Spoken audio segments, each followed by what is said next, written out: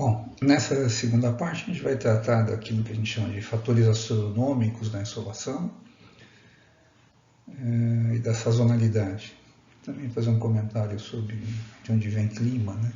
Essa palavra.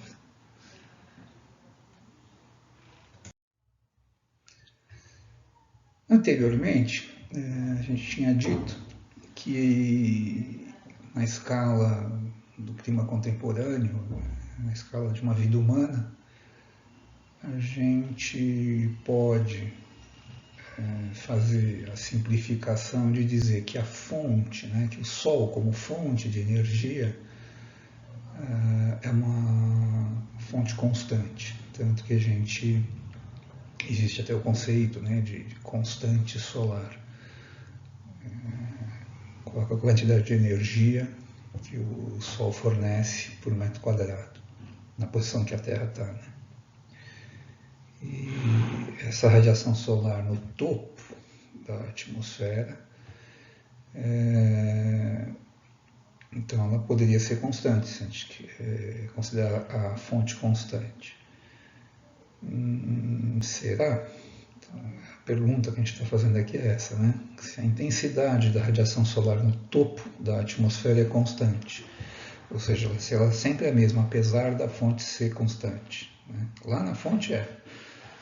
Mas será que realmente, quando eu pego um ponto qualquer na superfície da Terra, ela está recebendo sempre a mesma quantidade de radiação solar?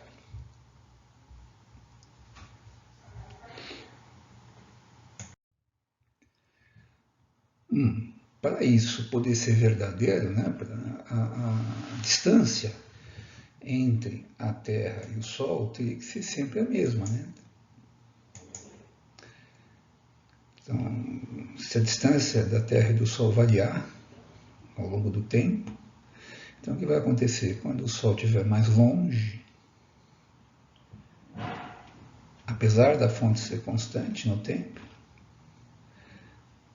tem momentos que a Terra estiver mais longe, então a intensidade que vai chegar aqui vai ser menor.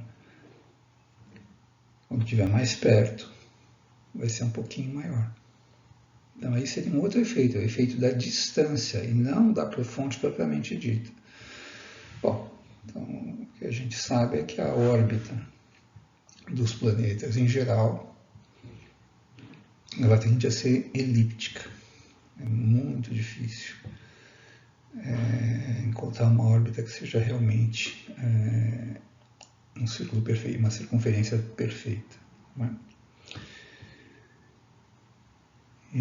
O ponto da órbita em que o planeta está mais longe do Sol é chamado de afélio. E o ponto que está mais próximo, né, o ponto na órbita, nessa posição aqui, que está mais pertinho da estrela, no nosso caso do Sol, é chamado de periélio. Para você lembrar é fácil, porque peri, né, de perto. Periélio é perto. Hélio, hélios, né, Sol. Hélio, hélios, Sol. Então, periélio, perto. Afélio. Então, você pode fazer uma batopeia, uma coisa assim, né? Nossa, é a distância, né? Então, pronto, afélio, é longe. A pergunta é, no caso da Terra, isso poderia ser uma explicação, por exemplo, de alguns momentos ficar um pouco mais frio, tem uma fase do ano que está mais frio ou mais quente. Então, eu já ouvi essa explicação, não é? De que no verão a Terra está mais perto do Sol e no inverno a Terra está mais longe do Sol. Ora, isso não faz muito sentido. Porque a gente sabe que tem evidências mesmo bem simples de que isso não é verdadeiro.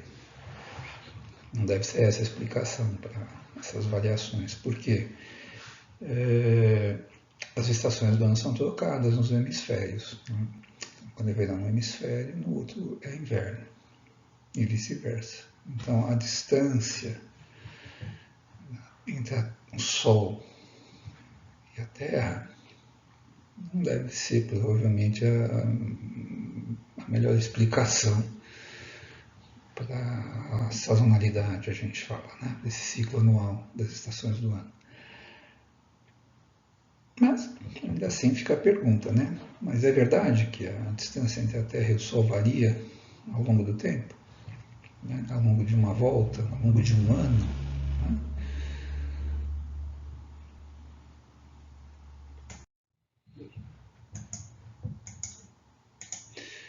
Aqui desenhamos em escala, né? A gente desenhou em escala, não o Sol, né? O Sol está gigantesco, essa Terra também. Na escala seria um pontinho de nada aqui, o Sol, e a Terra não daria nem para desenhar aqui. Tão miudinha que seria na escala. A gente desenhou em escala a órbita aqui, ó, tá? Então isso aqui é uma elipse. Ainda que você olhe isso, dificilmente, é praticamente impossível a olho nu perceber que isso aqui é uma elipse, mas está desenhado como uma elipse. E o Sol não está exatamente no centro, está um pouquinho deslocado. Porque o Sol fica no foco, um dos focos da elipse, né? Ele não fica exatamente no centro de uma circunferência. O círculo seria o caso da elipse em que os dois focos estão coincidindo, né? No mesmo ponto. Bom, então, aqui está proporcional a distância. O que acontece? Ó, do lado de cá, no periélio, né, quando a Terra está mais próxima do Sol, são 147 vezes 10 a sexta quilômetros. 147 vezes 10 a sexta, tem notação científica. E aqui, ó, é 100 no afélio, né, no ponto da órbita que a Terra está mais longe do Sol. A gente teria aqui, ó, 152 vezes 10 a sexta quilômetros. Isso aqui é igual, né? 10 a sexta quilômetros. O que importa para a gente é a proporção aqui, ó. Perceber que 152 a 147 é uma diferença relativamente pequena, né?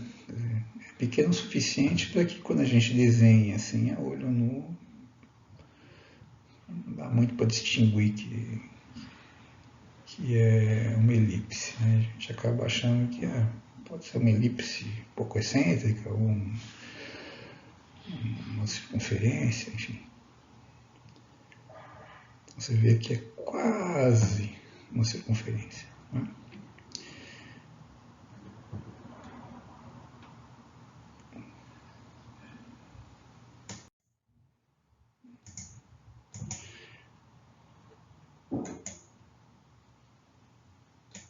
Mas a pergunta que fica é, mas será que a gente perceberia a diferença a olho nu? Quer dizer, quando a gente olha para o Sol ao longo do ano, ao longo do tempo, a gente perceberia essa variação no tamanho do Sol? Porque quando ele está mais perto, eu deveria ver ele um pouquinho maior, né? Achar que ele está um pouquinho maior. E quando ele está longe, ele deveria aparecer para a gente um pouquinho menor. De fato, isso é verdade. São duas fotografias, né? Duas imagens do Sol. Aqui é numa data e horário de um periélio. Então, aqui ó, foi em 2005, 2 de janeiro de 2005. Aqui ó, 147 vezes 10 a sexta, né? 10 milhões de quilômetros. E do lado de cá, a gente tem aqui ó, em 2005, 5 de julho de 2005. No afélio, estava mais longe, ó, 152 vezes 10 a sexta quilômetros. Ora, daqui para cá, não é tão grande a diferença, né? Mas ela é suficiente para que, mesmo com instrumentos muito rudimentares, mesmo na antiguidade, era possível perceber. Né? Quer dizer, não é imperceptível, é perceptível. Dá para perceber, sim, que o Sol fica um pouquinho maior e um pouquinho menor ao longo de um ano, pelo menos a dimensão aparente, né? Quando a gente está olhando observando diretamente. Então, de fato, dá para perceber, sim. A variação é pequena, mas ainda assim é perceptível. Tem até umas manchinhas solares aqui, ó. Aqui nessa data tinha também manchinha aqui, ó.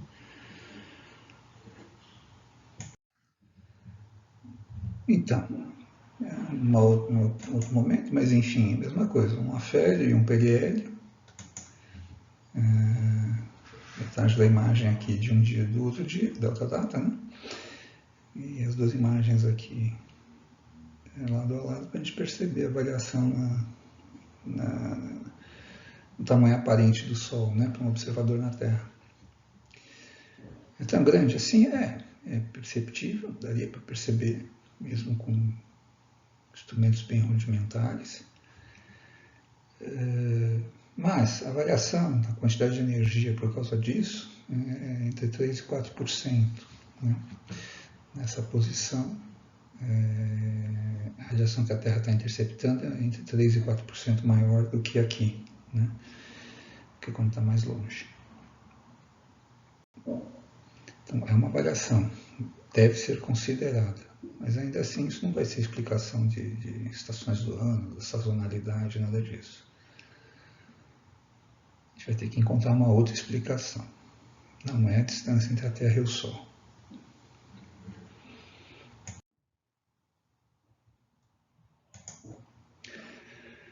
Essa explicação da sazonalidade já foi dada lá na Antiguidade Grega. Né? Os gregos que tinham percebido primeiro, dado uma explicação que a gente usa até hoje. Né? Que essa sazonalidade, ou variação anual,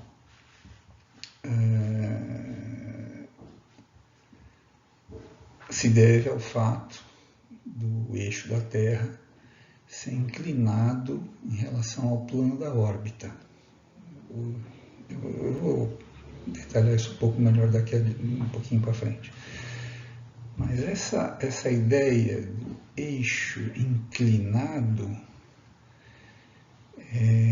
essa inclinação, em grego era klinamen, a palavra.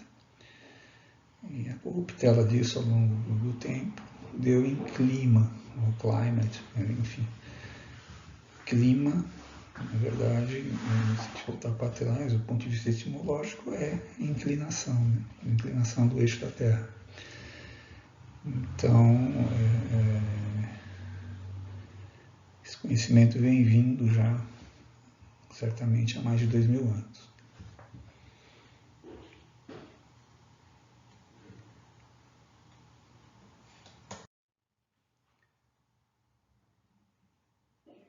Eu não sou o melhor desenhista, mas enfim, vamos ver se a gente consegue se entender com essa figurinha. Do lado de cá na esquerda, a gente tem uma ilustração que é muito comum nos livros didáticos. Certamente você já passou por ela. Você tem aqui assim setinhas aqui indicando a direção de onde está vindo a radiação solar.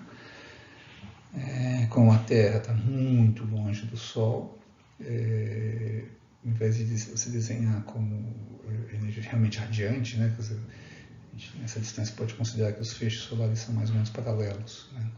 Tem um ângulo entre eles, mas é insignificante, praticamente não dá para perceber. Então a gente pode considerar como feixes paralelos. Essa é uma simplificação que dá certo, digamos assim, porque a Terra está bastante longe do Sol. Até aí tudo bem, não estou contando nenhuma novidade. O problema dessa figura é que ela mostra o seguinte, ela mostra o eixo inclinado aqui parece que não está inclinado, e aqui inclinado. E aí, dependendo do seu hemisfério, você vai chamar isso aqui de verão ou inverno, e aqui de verão ou inverno, e aqui seria o equinócio. Equinócio porque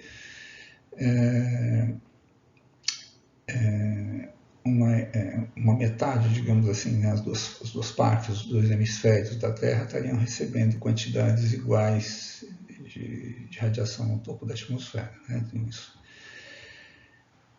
E vamos supor, se estiver no hemisfério sul, aqui nesse caso, né, o que acontece?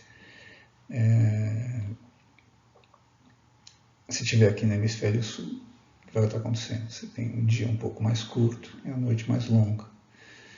E se estiver no hemisfério norte, é o contrário. Então você vai dizer, né, no hemisfério norte, que aqui é verão, aqui é inverno. Aqui nessa outra figura a gente teria o que? Aqui eu estou no inverno e aqui no verão. Então, essa situação extrema, e aqui é outra situação extrema. Aqui seria o solstício, e aqui é um outro solstício. E aqui são os equinócios, isso acontece 2 vezes por ano. Pois bem, qual que é o problema dessa figura? Essa figura ela induz as pessoas a um erro, a uma interpretação equivocada. As pessoas completam a figura porque ela te induz a fazer isso de uma forma errônea, digamos assim. Você tem a impressão que o Sol está sempre na mesma posição e a Terra é que vai mudando aqui o eixo. Né? Então você fica com a impressão de que o eixo da Terra muda de direção ao longo do ano, como se fosse um pêndulo. Né? Houvesse um movimento pendular na Terra para lá e para cá, para lá e para cá, ao longo de um ano. Ora, isso é um negócio meio impossível. Né? Se a gente pensar nas leis de Newton, né? A inércia da Terra em movimento de um peão, né? girando em relação às estrelas, é uma quantidade de movimento gigantesca. Né? Então, a força necessária para fazer esse movimento pendular, nem sei como é que calcularia isso, mas é um negócio monstruoso. Então, não tem como você vencer essa inércia e voltar, mudar o eixo da Terra em relação às estrelas. Isso não acontece. Na verdade, quando a gente observa as estrelas, e isso os egípcios já sabiam, né? Muito antes dos gregos, a gente observa as estrelas, a gente percebe que a tendência, né, é que você olha as estrelas, se elas estão, pelo menos para o observador na Terra, circundando a Terra, sempre da mesma forma. Então, quando eu vejo,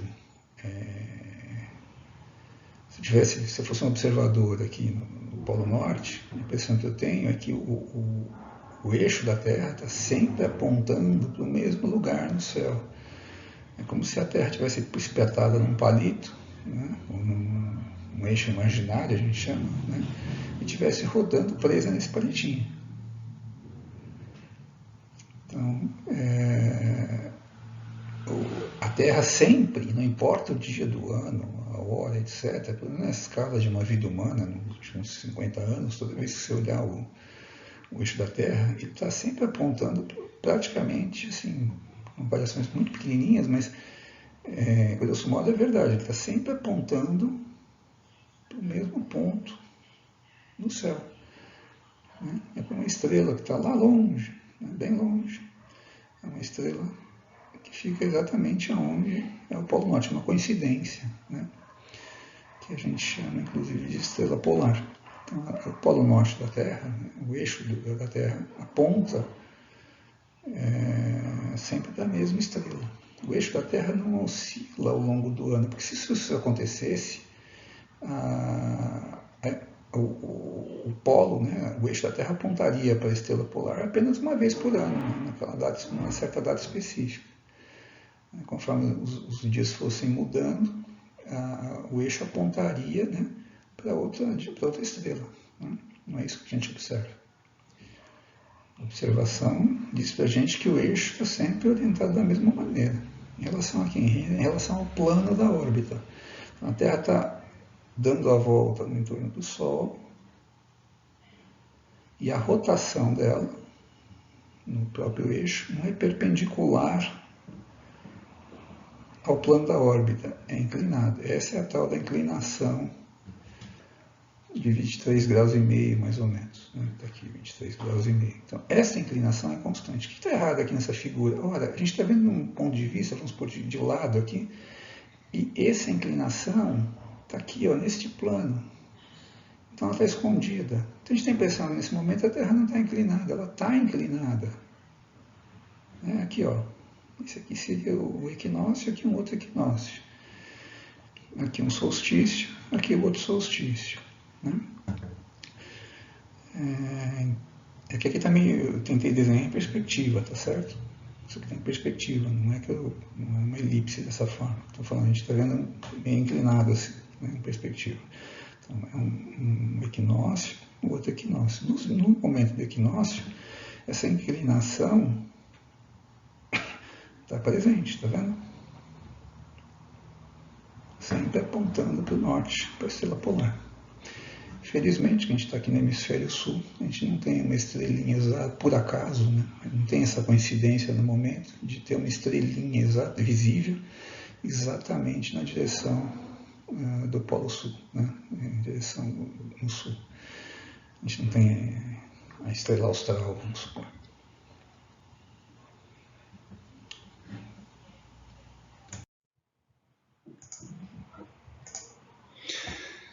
Vamos continuar detalhando aqui, né?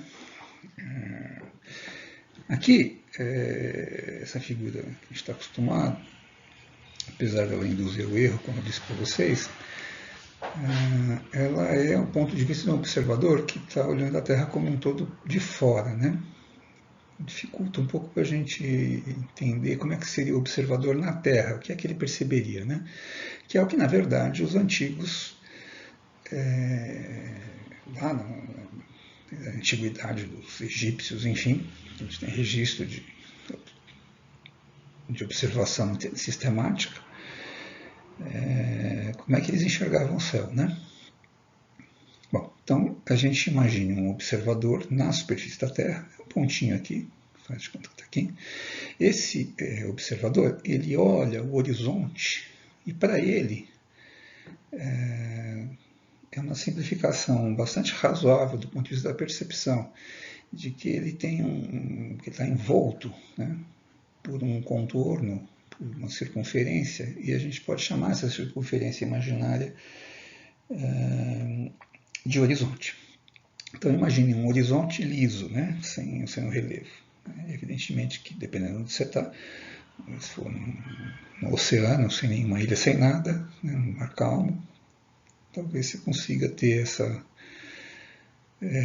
impressão aqui mais perfeita, né? Quando a gente está no continente, a gente vai ter esse horizonte um pouco mais recortado, digamos assim, com obstruções, enfim.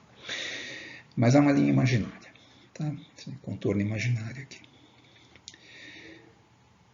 Numa determinada, 2 vezes por ano, esse observador vai perceber que é uma repetição, né? Que o Sol surge no horizonte, numa certa posição, e se põe no horizonte numa outra posição aqui.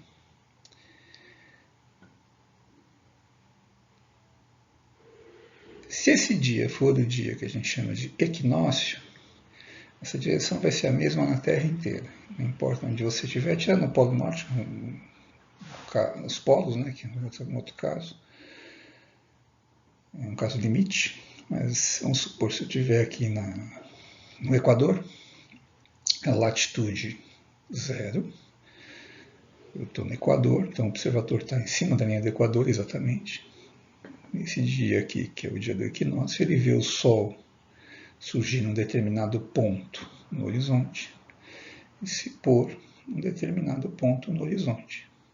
Se eu medir com o tempo, né, o tempo da duração do dia, ou seja, o Sol passando por cima do observador, né, ele vê o Sol nascer, durante o dia ele faz uma trajetória no céu, passando por cima da cabeça dele, perpendicularmente aqui, e no final do dia o Sol desaparece aqui. Se eu medir o tempo, isso aqui vai durar exatamente 12 horas. E a parte noturna, né, desde o pôr do Sol até o nascer do Sol, outras 12 horas. Esse dia é o dia do equinócio, né? Equi de equivalente. Na duração das duas etapas, nas duas partes do dia, do período do dia, são idênticas. O dia e a noite são iguais. Tem a mesma duração. Do outro ponto de vista, quer dizer, quando eu não estou olhando como observador fixo na Terra, né, aqui na superfície, se eu pular para o lado de cá, alguém está olhando do lado de fora, né, o que ele vê aqui? Ó, ele vê que a parte de sombra, a noite, e a parte iluminada, que é o dia, né, elas passam, né, essas duas metades, digamos assim, estão passando exatamente pelo plano que está no eixo da Terra, no eixo norte-sul. Então, essa parte aqui, se eu contasse ao longo aqui do Equador, né? Esse pedaço é igual a essa parte aqui. A duração é igual. Mas em todas as latitudes isso é verdade, não é só no Equador. No dia do equinócio, se eu estiver aqui no Trópico de Câncer, também vai ser verdade. Esse pedaço é igual a esse pedaço. A duração do dia e da noite é igual no dia do equinócio, em todos os lugares, né? Qualquer latitude que você quiser. Menos nos dois pontinhos limites, que a gente vai ver daqui a pouquinho, que seriam os polos.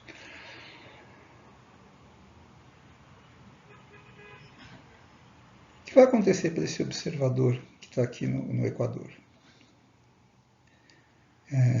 Bom, peraí, deixa eu fazer uma... a gente chama de leste, né? Esse é o local onde o Sol nasce, né? Quando eu estou olhando para o horizonte, aquele pontinho, que é o ponto onde o Sol nasce no dia do equinócio, a gente chama de leste. Não é uma coincidência nascer no leste no dia do equinócio. É por definição. É o contrário. Primeiro a gente observou o fato e acabou dando um nome para essa direção. Essa orientação, ela nasce da observação do Sol. Não é que o Sol resolveu nascer no leste, não. A gente chama de leste a direção que o Sol nasce no dia do equinócio. E o contrário, né? A direção contrária é onde o Sol se põe nesse mesmo dia, né? No dia do equinócio. Isso acontece 2 vezes por ano. Bom, e depois disso? Depois disso, ao longo do tempo, né, entre um equinócio e o outro, o Sol faz esse movimento aqui. Ó, ele vai nascendo cada vez mais ao sul, ao norte, nesse caso, e até chegar num certo limite máximo, e depois começa a voltar. Esse é o observador na superfície da Terra, lá no Equador, olhando o Sol nascer. Então, no dia do equinócio nasceu no leste, tudo bem. Mas conforme os dias vão passando, vai nascendo cada vez mais para o norte, até um certo limite, e daqui não passa. Depois o Sol começa a voltar. Esse dia aqui, que é o limite, é o chamado solstício. Esse é um dos solstícios.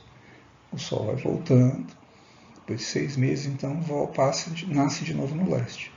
Mas, conforme o tempo passa, vai nascendo cada vez mais para o sul, até um certo limite, que é o outro solstício. Aqui. Então, o Sol nasce aqui no horizonte, não no leste, um pouco mais para cá, tá vendo? Vários graus para cá. Percorre essa trajetória e vai se pôr não no oeste, vai se pôr bem mais para cá. Então, para esse observador, ao longo do ano, o Sol vai, ora está num hemisfério, ora está no outro hemisfério, ora mais para o sul, ora mais para o norte. E vai se pôr também da mesma forma.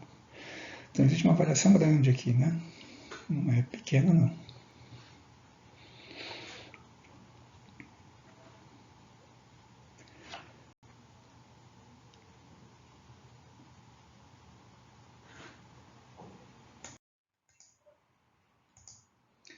Naquele caso era um caso extremo que era o Equador. Aqui é um outro caso extremo, um dos polos. No caso é o Polo Norte. Os polos Sul, dá para fazer por analogia.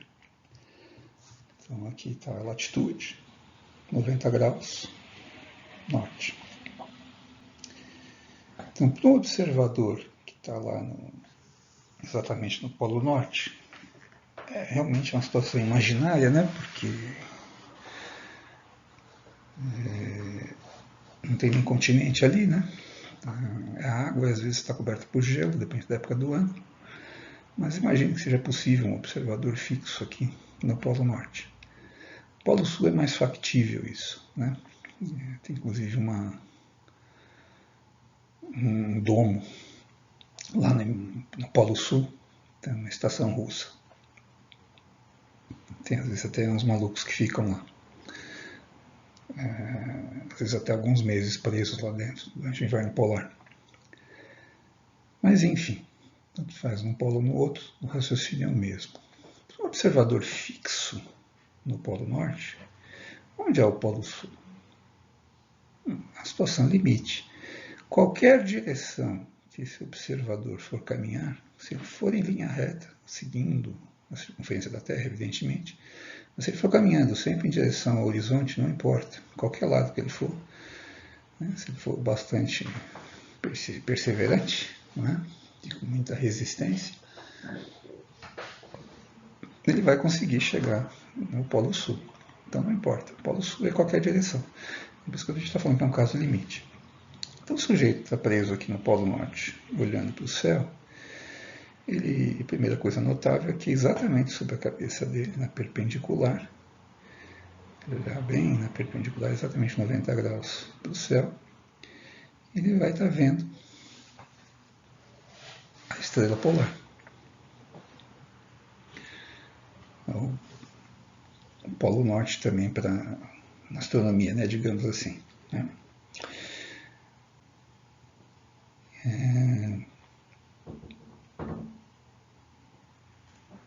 Então vale uma primeira pergunta aqui, que seria uma pegadinha, mas enfim.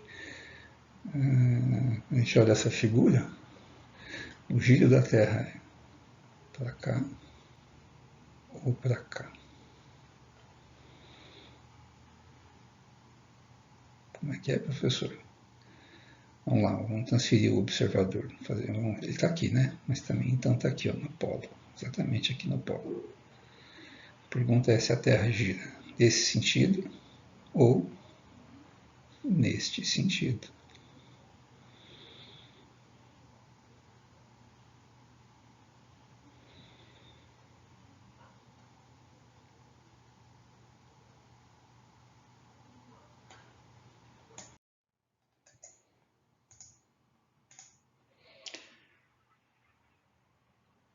Espero que você tenha chegado à conclusão de que a Terra gira neste sentido. Certo? Para cá. Então a superfície da Terra está girando para cá. Acontece que o observador que está fixo aqui na superfície, ele e a superfície da Terra estão parados um em relação ao outro. Então a percepção dele é que quem está se mexendo são as estrelas e o Sol, enfim, que são os astros que estão em movimento. Então a percepção, né? O observador está aqui, o que ele vê? Ainda que o bom senso diga para a gente, não, é que a Terra que está girando, né? O universo inteiro está girando em relação à Terra. Mas para esse observador, qual a percepção dele? A percepção é que o Sol está fazendo, está se movimentando nesse sentido aqui. Como é que é, professor? Essa data que está aqui, ó, é um dos solstícios. Neste dia, no dia do solstício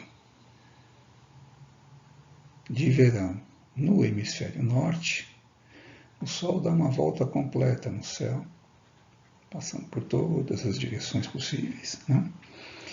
E ele tem aqui uma elevação mágica, um número que você já sabe qual é. Qual será a elevação do Sol aqui nesse dia? Quantos graus ele está aqui acima do horizonte? Não é um ângulo casual, não é por acaso, ele é este ângulo que está aqui, né? É o mesmo ângulo. É o ângulo da inclinação do eixo da Terra também. Então, nesse dia, no Polo Norte, é o dia em que o Sol está mais longe possível, mais alto em relação ao horizonte. Então não existe no Polo Norte nenhum dia, nem no Polo Sul, em que o Sol esteja mais alto do que 23,5 graus do horizonte. Então o Sol está sempre baixo. E curioso nessa data também é o que aqui, ó, o Sol está o tempo todo, às 24 horas do dia, ele está no céu. Para cá, para cá. Para cá, né? Sim. Nessa data, no dia do solstício de verão no hemisfério norte, por esse observador que está no Polo Norte, o Sol dá uma volta completa sempre com 23 graus e meio de elevação. Olha o sujeito que está parado aqui. Vamos tentar transpor, né? Essa situação para cá. Só mudou o ponto de vista do observador. O sujeitinho estava em pé lá, agora está aqui, ó. É o mesmo ponto. Polo Norte. Ao longo do dia, a Terra vai dar um giro, né? A Terra vai fazer esse giro aqui. A Terra faz isso. Então, o que vai acontecer? O Sol está nessa direção, ele vai ver o Sol um pouquinho mais alto do que o horizonte, sempre 23 graus e meio. E para ele, como ele não percebe que é ele que está girando, né, que a Terra que ele está girando junto com a Terra, ele tem a impressão que é o Sol que gira.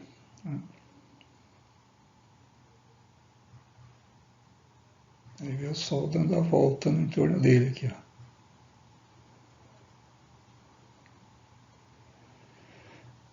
E fica as 24 horas aparecendo.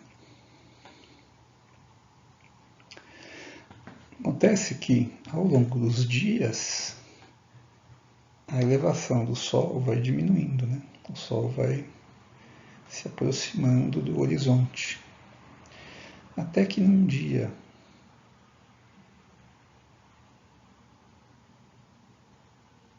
limite, o Sol dá a volta no horizonte. É um pôr do Sol, ou o nascer do Sol, nesse caso é um pôr do Sol, ele está desaparecendo, de 24 horas. Durante 24 horas ele está no horizonte. Ele está em todas as posições possíveis, ele vai dar uma volta no entorno do observador. Então, cá, então a gente diria, o Sol está tangente à Terra aqui, né? Ó, é esse pontinho aqui, ó, Polo Norte. O observador está aqui, ó. Agora eu coloquei ele aqui, ó. Tá vendo? Ó? O que acontece? Ele vê a luz do Sol vindo de lá, tangenciando o horizonte. Conforme a Terra vai girando aqui, ó, nesse sentido, para o observador, qual é a impressão que ele tem? A impressão que ele tem é que o Sol deu a volta aqui, né, no entorno dele. Então, não dá para dizer um urso polar, porque não tem urso polar nesse lugar aí, né? Os ursos polares estão em latitudes um pouco menores. Não tem nenhum urso polar 90 graus norte. E muito menos pinguim 90 graus sul, né? Os pinguins vivem na periferia do continente antártico, e os ursos polares vivem na periferia nos continentes, né? Na borda dos continentes que circundam ali aquele oceano, né? Aquele pedaço de oceano, enfim.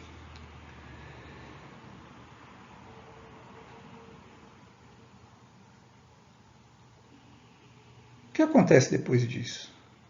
Né? Depois desse dia limite aqui, que é o dia do equinócio. No dia do equinócio, então, o Sol dá uma volta no horizonte, por esse observador que está no polo. Tanto faz, os dois polos acontecem no mesmo dia, no dia do equinócio. E nos dois polos você vai ter a mesma impressão, né? Que o Sol está dando a volta no horizonte. No caso, num polo vai estar sendo o, entre aspas, pôr do Sol de 24 horas, digamos assim, e no outro é o contrário. No outro vai estar sendo o nascer do Sol de 24 horas. Então, no nosso caso aqui do Polo Norte, depois desse dia, o Sol vai, aos pouquinhos, vai realmente mergulhando para baixo do horizonte. O observador já não consegue, depois de alguns dias, ver mais o Sol. Ainda tem o brilho um pouco, o Sol demora para realmente ficar escuro. Mas depois de alguns dias, vai ficando cada vez mais escuro. Por quê? Porque o Sol está circundando, do ponto de vista desse observador, está circundando a Terra, mas abaixo da linha do horizonte. E isso vai perdurar durante meses, né? Até que 6 meses depois, então, um pouquinho menos talvez, o Sol começa a dar sinais de vida aqui, começa a aparecer de novo perto do horizonte, até que tem um dia em que ele está no horizonte durante 24 horas. Então, esse período que o Sol está oculto abaixo da linha do horizonte, aqui no polo, a gente chama de noite polar. gente vai ver um pouquinho mais adiante no outro slide aí, um detalhamento um pouco maior desse conceito de noite polar. Mas no polo, ele chega nos 6 meses, né? Só no polo.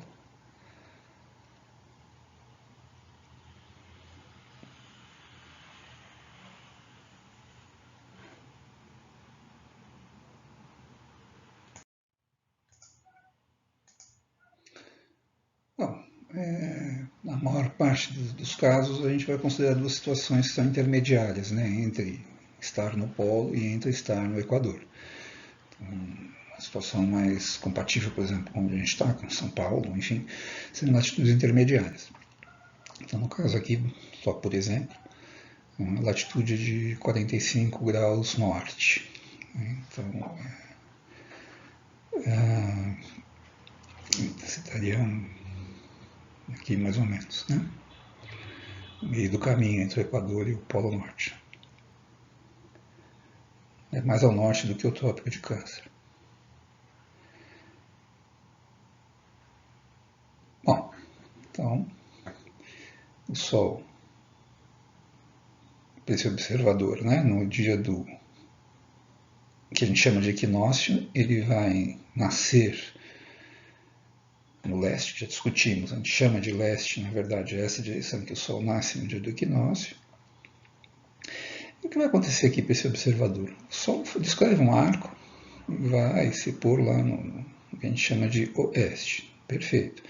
Só que, ao contrário do que acontece no Equador, no dia do equinócio, o Sol passa a pino, ele passa em cima da cabeça do observador no dia do equinócio.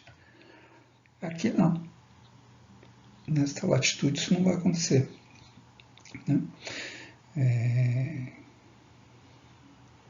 O eixo da Terra está aparecendo aqui para esse observador, digamos assim, e ele enxerga no céu a estrela polar. Em qualquer momento. Né? A superfície, se a gente lembrar, ela está girando para lá. Né? O movimento aparente do Sol é daqui para cá. Então, a Terra está girando para cá. E o que vai acontecer? O sujeito vê, né, o observador aqui nessa latitude, ele vê todas as estrelas no céu fazendo esse movimento, surgindo deste lado aqui do horizonte e indo para o lado de cá, né, sumindo pelo lado de cá do horizonte. Ele vai ver, ao longo do ano todo, a estrelinha polar no céu, sempre na mesma posição. O que vai estar mudando para ele ao longo do ano, do ponto de vista do movimento aparente? É a posição em que o Sol aparece. Né? Então, isso aqui lembra bastante a situação do Equador. Né? No caso do Equador, a estrelinha polar estava tangente ao horizonte. Né? Então, ele teria que ver no horizonte a estrela polar. Aqui não, ela já está um pouco mais elevada. Né? 45 graus do horizonte. Então, o movimento do Sol aqui é de tal forma que, ao meio-dia, na passagem meridiana, a gente fala, ao invés do Sol passar por cima da cabeça do observador, ele não passa, ao invés de passar na perpendicular aqui, ele vai passar inclinadinho. Né? Ele vai passar aqui a 45 graus, uma elevação de 45 graus. E depois vai caminhando em direção ao oeste. Então, neste dia, no dia do equinócio, o sujeito que está a 45 graus de latitude, na passagem meridiana, no meio-dia, ele vai ver o Sol com uma elevação de 45 graus em relação ao horizonte. O que é interessante é que esse é um método antigo e foi usado muitas vezes ao longo da história. É um método muito bom para determinar a altitude de um lugar.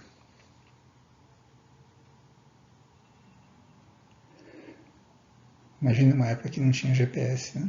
Você está perdido aí no meio do, sei lá, no Brasil Central, do continente. Você quer descobrir, afinal de contas, qual é a latitude aqui. Né? Imaginar isso no século XVII, sei lá. Isso aí seria um método, né? Você soubesse aqui qual é o dia e tal, assim, observar a passagem meridiana do Sol e medir a elevação do Sol nesse dia da passagem meridiana, no dia do equinócio, né? Quando ele passa exatamente no meio-dia. É um jeito de determinar a latitude do seu lugar. Se o Sol estiver passando a pino, você sabe que está no Equador. Perfeito? Se você não estiver no Equador, esse ângulo, ao invés de ser 90, vai mudando, né? Até que ele seja zero no Equador, quando você está no polo. Né? Não é só hipotético que eu estou falando, isso de fato foi usado como método para determinar latitudes. Em muitas situações a gente usou ele. Conforme os dias avançam, né, em direção ao solstício de inverno, neste caso, né, o Sol vai nascendo cada vez mais para o sul.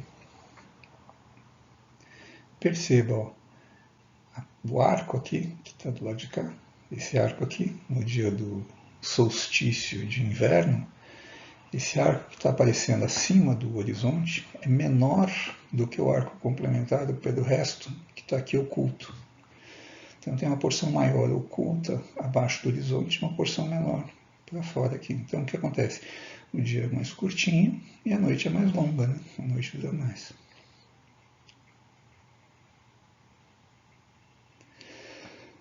Se você observar, esse aqui é o complemento, ó. Isso aqui é simétrico. No outro, 6 meses depois, né, no outro solstício aqui, já seria o solstício de verão, o Sol nasce aqui, em vez de nascer exatamente às 6 da manhã, vai nascer bem antes, né, antes das 6. Às 6 da manhã ele já vai estar mais alto, vai passar aqui, vai ser por aqui. O complementar aqui, que eu não estou vendo, é igual a esse aqui, ó. Está oculto aqui embaixo. Então, à noite, no dia do solstício do verão, a duração da noite é a mesma da duração do dia no outro solstício, no solstício inverso.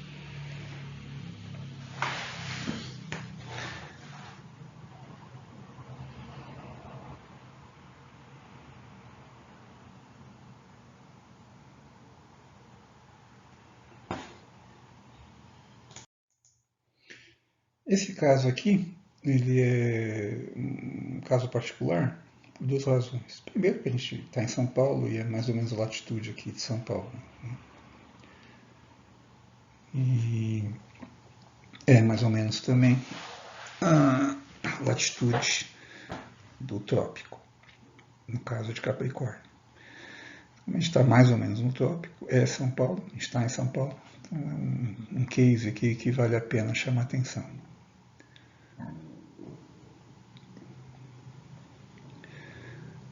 O observador está aqui dentro, né? Aqui embaixo, a mesma história do horizonte, só que agora o sul está para cá, tá vendo? O norte está para cá. Aqui seria o quê?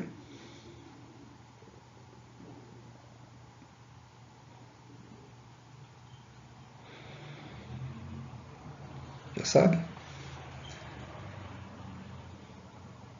Leste, né? O Sol percorre a trajetória nesse sentido e se põe no oeste. Parece pegadinha, mas não é. Só para obrigar a gente a ir conseguindo imaginar as coisas. Então aqui, em vez de estar só 3 linhas desenhadas, ou 3 trajetórias aparentes do Sol, essa figura traz várias posições de propósito, né, para mostrar ao longo do tempo. Tem uma inovação aqui, que são essas marquinhas amarelas aqui. Aqui seriam marcações de hora em hora.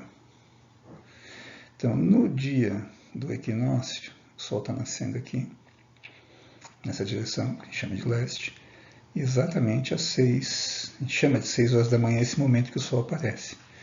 E conta 12, se você contar vai ter 12 marquinhas amarelas até chegar aqui, a 12ª está aqui.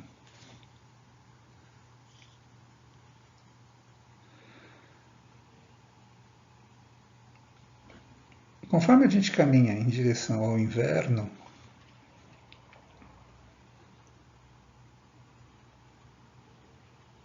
aqui tem as datas, né? Mais ou menos 21 de março e 23 de setembro. Conforme a gente sai daqui, vai andando em direção ao solstício de inverno, ó, o Sol vai aparecendo cada vez mais tarde. Ó. Isso é a nossa dica aqui, ó. Tá vendo? Aqui seria 7 horas da manhã. Em que horário o Sol, em que posição o Sol está no céu? Às 7 horas da manhã em várias datas do ano, tá vendo? Aqui é o dia do equinócio. Aqui é o dia do solstício de inverno. No dia do limite aqui, solstício de inverno, o Sol não nasce às 6 da manhã. Às 6 da manhã ele está abaixo do horizonte.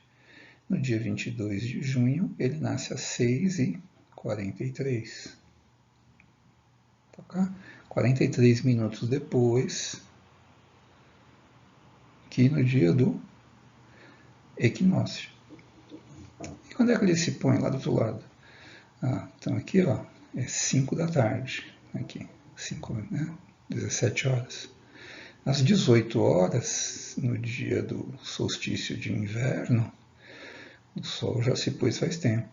Ele já está bem abaixo na linha do horizonte. Na verdade, o pôr do Sol nessa data aí é às 17h17. O cálculo exato tem leva em conta o fato de que o Sol tem um certo tamanho, então o disco do solar desapareceu, aparecer, tem uma diferencinha. Mas isso não vem ao caso aqui, né, no foco da aula. Quando eu caminho na direção contrária, quer dizer, aqui então o dia é um pouco mais curto, e a noite, o período noturno é um pouquinho mais longo, né? Conforme eu caminho em direção ao, a gente vai chamar de verão, né? O solstício de verão é o contrário. Então, no dia 22 de dezembro, o Sol, ao invés de nascer às 6 da manhã, ele vai nascer às 5h16, né? Um pouco depois das 5 da manhã, e vai se pôr às 18h44, 18h45. Né? Então, o dia em São Paulo, durante o verão, os dias são um pouco mais longos e as noites são um pouco mais curtas. Evidentemente que isso modifica bastante a quantidade de radiação que chega. Né? Chega bastante radiação aqui nesses dias, bem mais do que aqui. Né? Não só por causa tem a duração, mas tem também a inclinação. Né? O que tem de curioso nesse dia, nessa latitude, que é a mesma latitude da mesma da inclinação do eixo da Terra, é que neste dia aqui, no dia do solstício de verão, o Sol, tudo bem, o Sol não nasceu no leste, nasceu bem para cá, né? Mas para o sul, foi subindo, subindo, subindo, e na passagem meridiana, né, que a gente chama de meio-dia, o Sol está perfeitamente a pino. E é exatamente isso que é o trópico. No caso de Capricórnio, então, o trópico é exatamente o limite aonde ainda é possível o Sol estar a pino, pelo menos uma vez por ano. Esse é o limite, isso é o último lugar onde acontece isso. A máxima latitude em que o Sol chega a ficar a pino, em algum momento do ano. Isso é o que define o trópico. Então, em qualquer lugar que você tiver entre a latitude 23,5 sul e 23,5 norte, em algum momento o Sol vai estar a pino durante o ano. Né? Pelo menos uma vez, que seria no caso do limite do trópico, né? E mais de uma vez se você já estiver no intervalo, né, digamos assim, entre essas duas latitudes. Na próxima figura a gente vai transformar isso aqui numa espécie de diagrama, num mapa. Então, imagine que a gente vai projetar essas trajetórias aparentes do Sol nessa superfície aqui. Vai projetar assim, ó, perpendicularmente. Assim, ó. Imagine que você achatasse tudo isso daqui assim, ó, e desenhasse aqui dentro, assim, aqui no plano. Tá? A gente vai achatar isso aqui tudo e representar aqui e olhar essa figura, como é que ela ficaria.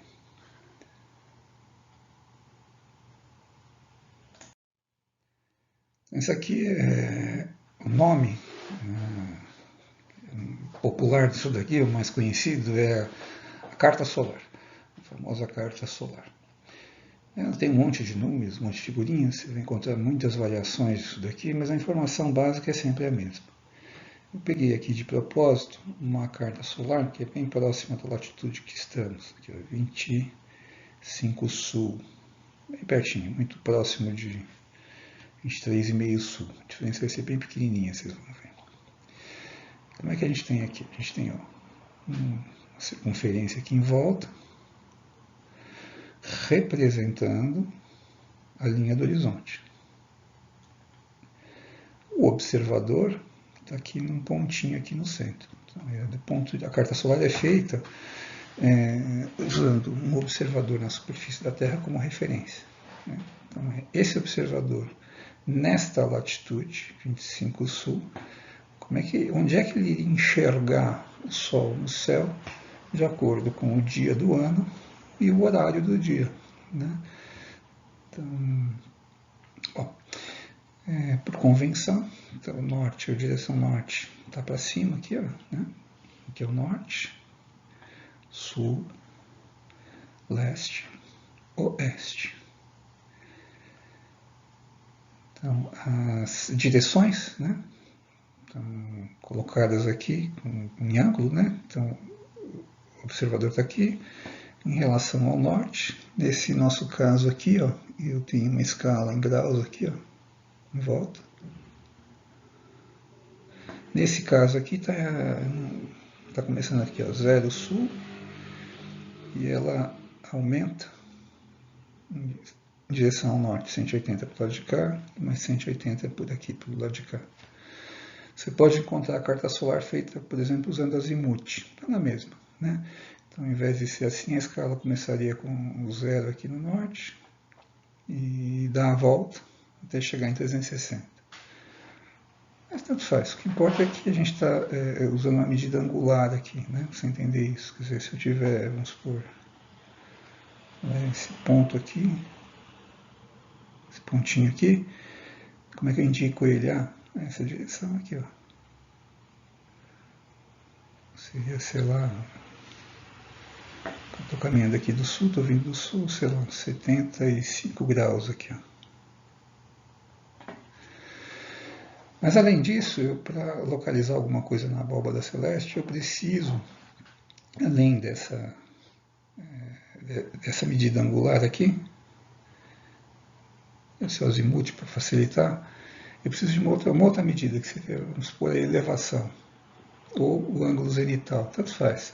Se eu medir a altura do objeto em relação ao horizonte, né, esse ângulo aqui, conforme eu vou saindo do horizonte e vindo em direção à perpendicular na cabeça do observador. Então, se eu estiver medindo do horizonte, seria assim, né, 10, 20, até 90 graus aqui.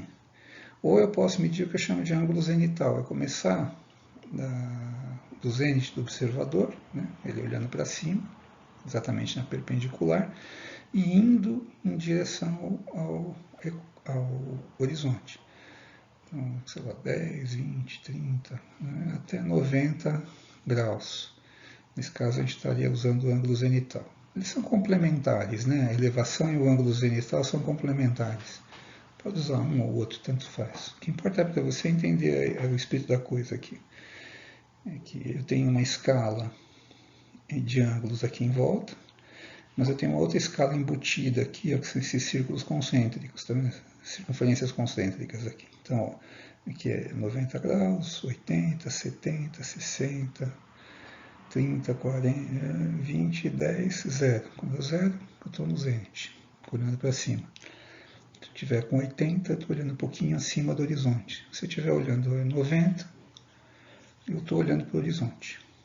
Então, se eu disser para você dois ângulos, né, que seria o ângulo zenital, ou elevação, e o outro ângulo, que seria esse ângulo aqui, que mostra essa direção aqui, no encontro dos dois eu tenho a localização do ponto no céu, na abóbada celeste. Então, qualquer ponto que eu marcar aqui, eu estou dizendo onde é que alguma coisa está no céu. Então, no caso aqui de São Paulo, a gente desenhou aqui, ó, eu não, né, enfim, Alves aqui, ó, que desenhou, várias linhas que nascem aqui deste lado da carta solar, nascem daqui, percorrem aqui e chega desse lado. Aqui é o leste, né? Exatamente no leste é aqui, nessa data 4 aqui. O Sol nasce aqui, percorre esse caminho e vai morrer lá no leste. Que dia que é isso? Eu sei que está pequeno, desculpem, mas enfim. Aqui está um 4. 4 é 21 de março e 23 de setembro. O dia do equinócio. Então, no dia do equinócio, aqui em São Paulo, como todo o resto da Terra, vai nascer no leste e vai desaparecer no oeste. E na passagem meridiana? Ora, passagem meridiana é o meio-dia, é quando ele passa aqui no meio. Passa aqui, ó, nesse meio aqui. Ó. É assim que dá para saber, professor? Se você souber onde é o norte, você sabe quando é meio-dia. É quando o Sol estiver atravessando essa linha entre você e o norte. Né? Quando passar por aqui, você sabe que é meio-dia. Isso é meio-dia solar, né? Evidentemente. A gente sabe que a passagem meridiana é assim que a gente determina, né? Bom, então aqui é o meio-dia, né? Quando passa aqui é meio-dia. Então qualquer linha que nasce aqui desse lado e percorre a carta para cá, quando ela cruza aqui, a gente sabe que é meio-dia, horário solar. E aqui é o nascer do Sol. É 6 horas quando nasce o Sol, nessa linha aqui, ó. Uma parte está oculta aqui, porque o Sol está abaixo do horizonte, nessa parte do ano. Nesses 6 meses aqui, o Sol está acima do horizonte, aqui, às 6 da manhã. E aqui, 7 da manhã, 7 horas, 8 horas. Os números estão aqui, bem pequenininhos.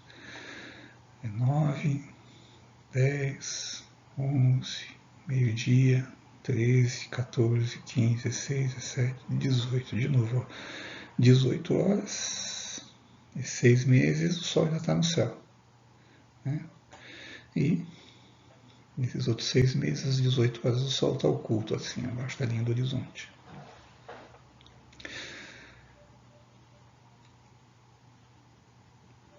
Então, isso daqui é a projeção daquela imagem anterior, né, num plano. A projeção aqui é ortogonal. Né? Você pega como se fosse um domo, né? Se estivesse vendo essas linhas aqui projetadas numa hemisfera que está aqui encaixada aqui no diagrama, e você projetasse todo o desenho que está da trajetória do Sol, fosse projetado lá embaixo no plano, na perpendicular. A ideia é essa.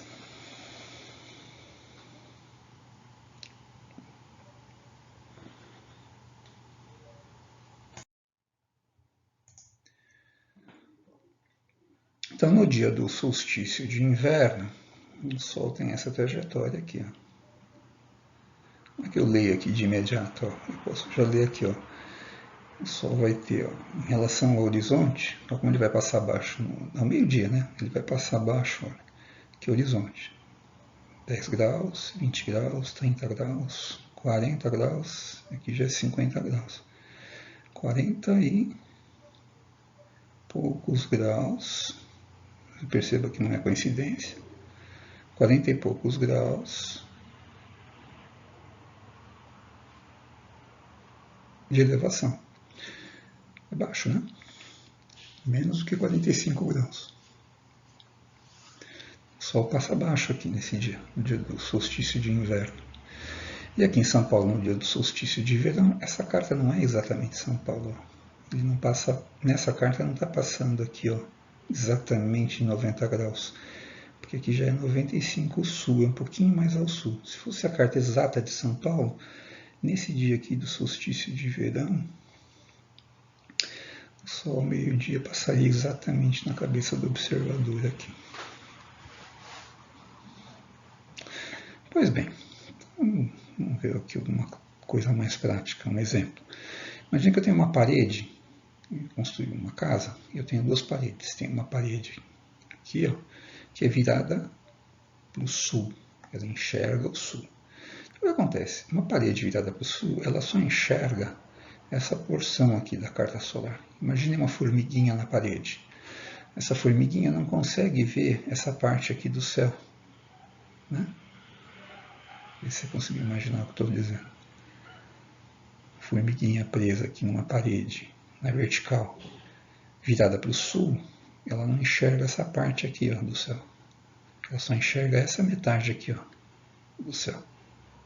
Significa que no dia do solstício de inverno, o Sol nasce aqui e se põe aqui. Durante o dia inteirinho, apesar de ter Sol, deste lado onde está a formiguinha não vai bater Sol. Ela vai ficar na sombra. Na verdade, ó, se você parar para olhar, desde o dia do equinócio, ó, daqui até aqui, durante 6 meses, de um equinócio ao outro, o Sol está do outro lado da parede. Não vai, aqui a formiguinha não vai ver o Sol nem um dia durante 6 meses. Aí depois do equinócio, em direção ao verão, né? Aos pouquinhos o Sol começa a aparecer assim, de manhã cedinho um pouquinho e já se esconde atrás da parede. Depois no final da tarde um pouquinho, mas onde? Tangente aqui da parede, né? A formiguinha vê no comecinho da manhã um pouquinho de Sol aqui, quando o Sol nasce, um pouquinho de Sol no final da tarde aqui, resvalando da parede assim, tangenciando. E conforme os dias vão avançando em direção ao solstício de verão, o que acontece gradativamente, durante mais tempo, o Sol pela manhã, ainda que não seja perpendicularmente, né, mas meio inclinado aqui, meio de lado, mas ele incide na parede. Depois à tarde, né, durante ao meio-dia ele vai passar mais a pino, e à tarde ele também incide na parede. Então essa formiguinha ela tem um privilégio, digamos assim. Não, acho que não é um privilégio, né? Olha só, no verão ela acaba recebendo um monte de sol, né? Diretamente ali, na superfície onde ela está. E no inverno, indo em direção ao solstício de verão de inverno e voltando, ela recebe muito pouca ou nenhuma insolação, né? Ao contrário. Então essa formiguinha fica com muito frio no inverno e com calor no verão. Agora a gente imaginar a formiguinha inversa, que mora do outro lado da casa, ou uma janela na casa do outro lado, no lado oposto. Então a parede agora aqui consegue ver o hemisfério, esse lado de cá, né, do céu, e, né, que seria o norte, né, e essa parte de cá do céu está oculta. Então o que acontece? Durante o verão aqui, ó, uma boa parte dele, a formiguinha está na sombra, a janela está na sombra. E no inverno, né, nos meses de inverno aqui, ó, o Sol incide sobre a parede. Aqui, ó, nesses dias aqui, o tempo inteiro, o Sol está incidindo aqui nessa parede. Então, se você tiver o mesmo quarto, com duas janelas, né, se o quarto só tem uma janela virada para o sul e o outro tem uma janela virada para o norte, os quartos podem ser iguaizinhos no resto, mas eles serão muito diferentes do ponto de vista do conforto, né? Então, os dois quartos iguaizinhos podem ter valor muito diferente. Eu ia preferir muito mais um quarto com a janela virada para o norte, né? Mas se quiser o quarto virado para o sul, tudo bem. Provavelmente, ou se não é, deveria ser bem mais barato, né? Que é bem mais desconfortável.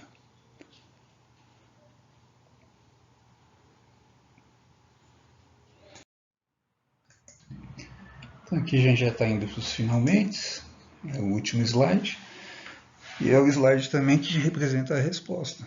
A pergunta inicial. A gente perguntou se a radiação solar no topo da atmosfera é constante ao longo do tempo, né? Se ela é realmente sempre a mesma. Não, não é. Né? A gente tem dois efeitos combinados que são os principais aqui, que são efeitos astronômicos. Então, seja a gente considerar a distância entre o Sol e a Terra, porque a órbita é elíptica, esse é um fato, um efeito, e o outro efeito é a inclinação do eixo da Terra. Né? Então isso faz variar a duração do dia e a inclinação em que o Sol passa. Então, na verdade, isso tudo combinado faz variar em cada ponto da Terra quanto de radiação que está disponível no topo da atmosfera. Né? Quanto em cada dia, em cada momento, quanto está disponível de energia. Né? Isso sem considerar o efeito da atmosfera, certo? É como se não estivesse ainda considerando a atmosfera. Então, isso que a gente chama de radiação solar no topo da atmosfera. E aqui está o que? Variação diária. Essa figura está em vários lugares, você vai encontrar, porque o original é de 65 aqui, de Sellers. Mas essa figura eu tirei do IOAD, do livrinho verde. Você vai encontrar ela reproduzida de diversas maneiras em vários lugares. Tá? Às vezes com cor, sem cor, enfim. A gente vai gastar um certo tempinho aqui para fazer algumas interpretações. Então eu tenho aqui latitudes. O Equador está aqui. Aqui seriam latitudes norte, aqui as latitudes ao sul. E aqui eu tenho um ano. A gente está usando aqui nessa escala o calendário convencional, né? A gente começando lá em 1 de janeiro, indo até finalzinho de dezembro. Isso não coincide exatamente com as posições do Sol, né? Tem uma certa convenção, uma certa arbitrariedade na maneira como foi construído o calendário. Mas o solstício de inverno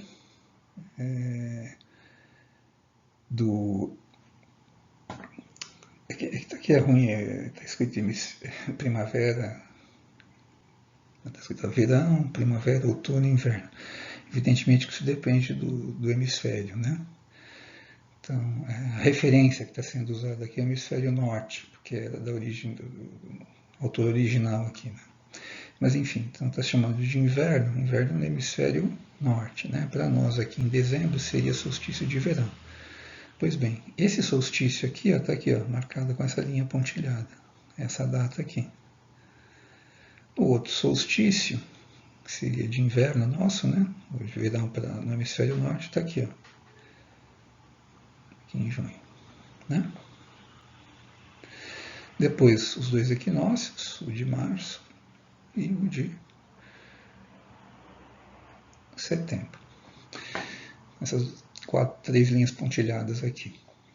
Bom, aí você vai ver uma série de linhas aqui, ó, de isolinhas. Essas linhas representam iguais quantidades de radiação solar por dia. Então, o total de energia disponibilizada por dia. Está numa unidade chata que a gente já está em certo desuso, que é Langley por dia. A gente não precisa ficar entrando nessas minúcias, porque para mim o que interessa mais é a questão qualitativa da leitura do diagrama. Então, se a gente conseguir fazer leitura como relevo, que a gente está acostumado em geografia, a gente vai perceber assim, que essa isolinha é 0, e aqui vai aumentando 100, 200, vai aumentando até 900 unidades, aqui tem 1000, 1100, 1000, 1100. Então, se fosse um relevo, ó, aqui é o alto de uma elevação, desço, aqui é plano, e aqui eu subo de novo. Ó. E se eu quiser, eu posso pegar essa parte aqui e emendar de novo aqui, porque eu estou com... foi um ano, posso continuar aqui, próximo ano. No próximo ano vai ser igual a esse lado de cá, vai estar aqui de novo. Então, eu consigo imaginar que isso aqui é uma elevação e o resto dela está aqui. Ó. Então, aqui é uma crista, digamos assim, né? Se fosse um relevo. Aqui é como se fosse um anfiteatro, uma cabeceira de drenagem, se quiser, um vale. Aqui é outra elevação. Né? No hemisfério norte é o contrário, esse mais ou menos simétrico. Se observar, ó, aqui é alto, aqui eu desço, aqui eu desço. Aqui é plano, aqui é plano. Então, esse limite zero, que está aqui e aqui, delimita datas e latitudes em que, durante esse período todo aqui, ó, nessas latitudes e datas, a quantidade de radiação solar disponível no topo da atmosfera é 0, ou seja, noite. Então, aqui é a noite polar no hemisfério sul, e aqui é a noite polar do hemisfério norte.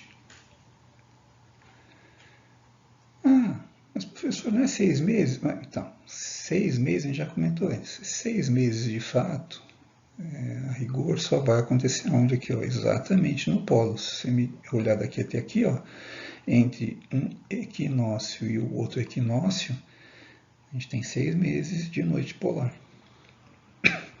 Conforme eu vou indo para latitudes menores aqui, ó, o que vai acontecendo, a noite polar vai ficando mais curta, mais curta, mais curta, mais curta, e até que eu tenho um certo limite aqui, que por acaso, se você olhar aqui, você vai deduzir o que é, né? Já entendeu, né? Certo? É o círculo polar. É uma vez a inclinação do eixo da Terra partindo do polo para cá, ó, em direção ao Equador. 23 graus e meio até aqui, ó. Aqui é o limite do círculo polar. O círculo polar é justamente isso. É uma linha imaginária que delimita até onde eu tenho a possibilidade da noite polar. Pelo menos do ponto de vista geométrico, né? Exatamente no círculo polar não vai ficar escuro, o sol vai ficar no horizonte nesse dia, né?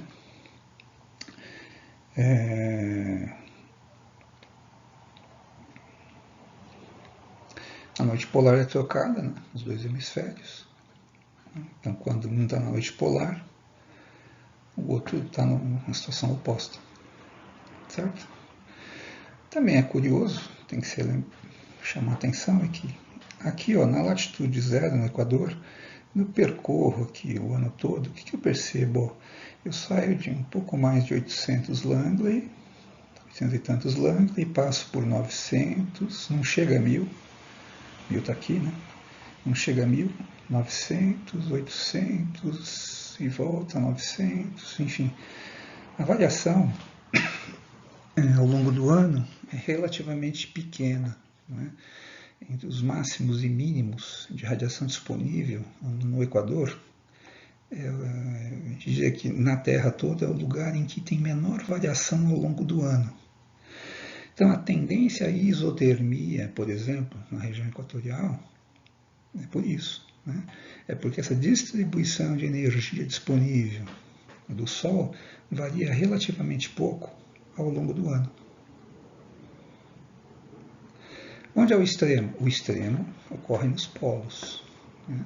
O extremo oposto ao que acontece no Equador. No Equador, você tem uma tendência a melhor distribuição possível, assim, em termos de ser mais homogênea possível ao longo do ano, ainda que varie um pouquinho.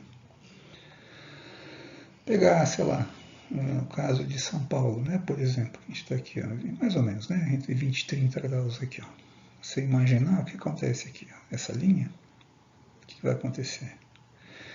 A gente, aqui, sei lá, parte aqui, ó, aqui, ó, começar aqui no solstício de verão, aqui, bem aqui, né, solstício de verão, passa, a gente está em quantidades enormes aqui, ó, mais de 1000, né, chega a 1100 Langleys por dia de energia disponível no topo da atmosfera.